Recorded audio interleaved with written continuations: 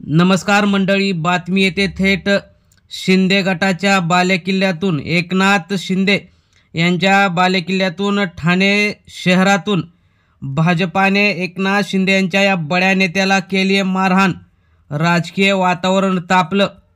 ठाणे जिल्ह्यातील युती तुटण्याच्या मार्गावर नेमकं काय झालंय आणि कोणत्या नेत्याला शिंदेंच्या मारहाण केलेली आहे ते आपण बघणार आहोत।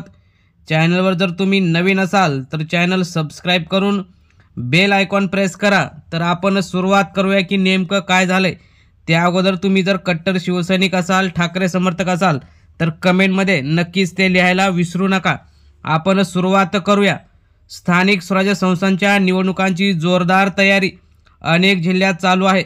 सध्या नगर परिषद निवडणुका अनेक तालुक्यांच्या शहरामध्ये होत आहे। त्या अगोदरच महानगरपालिका निवडणुकाची अनेक ठिकाणी सुद्धा तयारी चालू असताना आता शिंदे गट आणि भाजपामध्ये राज्यात युती असताना सुद्धा स्थानिक जे काही ग्राउंड लेवलला मात्र यांच्यात मारहाण चालू झालेली आहे। एकनाथ शिंदे हे सत्तेत उपमुख्यमंत्री आहेत। मुख्यमंत्री देवेंद्र फडणवीस भाजपाचे हे आहेत, परंतु अनेक ठिकाणी भाजपा शिंदे गट यांचं जमत नाही। भाजपाने अनेक नगरसेवक, माजी नगरसेवक, बडे पदाधिकारी, माजी आमदार शिंदे गटाचे हे आपल्या पक्षात घेतले। त्यामुळे शिंदे आणि देवेंद्र फडणवीस यांच्या जे शीतयुद्ध चालू आहे त्यानुसार एकनाथ शिंदे जेव्हा दिल्लीत गेले आणि एकनाथ शिंदेंनी देवेंद्र फडणवीस आणि प्रदेशाध्यक्ष रवींद्र चव्हाण यांचा जो गाराने शहांसमोर मांडलं, परंतु त्याचा काही फायदा झाला नाही आणि शहांनीच एकनाथ शिंदेंना खडसावल्याची महत्त्वाची बातमी पुढे आलेली असताना ठाणे शहरात आता भाजप आणि शिंदे गटाचं जे काही मारहाण प्रकरण समोर आलेलं आहे आणि शिंदेंच्या बड्या नेत्यालाच मारहाण झालेली आहे।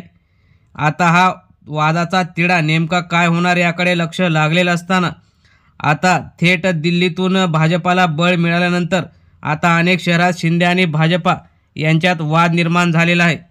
ठाण्यात शिंदेंचे कार्यकर्ते जल्लोष करत असताना मोठा वाद झाला। भाजपा आणि शिंदे गट यांच्या थेट राडा जो काही रस्त्यावर झाला त्यामध्ये भाजपाचे 4 ते 5 वेळा राहिलेले नगरसेवक थेट शिंदेंच्या शाखाप्रमुखांच्या कानाखालीच लगावली। नारायण पवारांनी शिंदे सेनेच्या हरेश महाडिकांना मारहाण केली।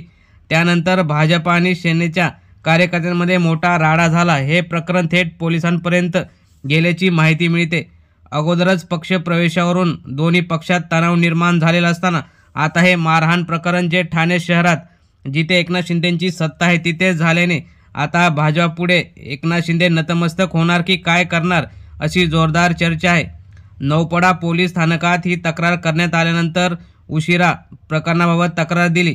शिंदे गटाचे हरेश महाडिक, शाखाप्रमुख महेश लहाने, उपविभाग प्रमुख यांना मारहाण करण्यात आली आहे।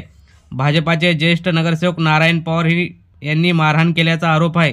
शिंदे गटाचे पदाधिकारी आक्रमक झाल्याचे बघायला मिळाले।